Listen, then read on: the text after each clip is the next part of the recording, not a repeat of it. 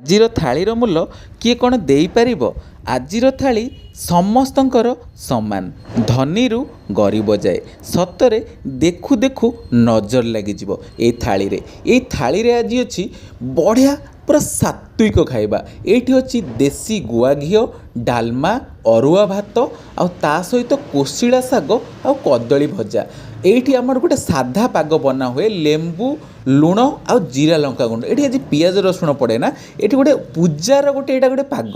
ତ ଆପଣ ଦେଖିପାରୁଥିବେ। ଆଉ କଦଳୀଟା ଦେଖନ୍ତୁ, ଯେତେବେଳେ କୋଶିଳା ଶାଗରେ ପଡ଼ିକି ଭଜା ହୁଏ ତାର ଯେଉଁ ସ୍ୱାଦ, ଆଉ ଏଇ ଡାଲମାରେ ଆଳୁକୁ ଛାଡ଼ିକି ସାରୁ, ମାଟି ଆଳୁ, କଦଳୀ, କୋବି, ମୁଗ ଯାଇ ସବୁ ବଢ଼ିଆ ସବୁ ପରିବା ପଡ଼ିକି ଗୋଟେ ବଢ଼ିଆ ଡାଲମା ହୁଏ।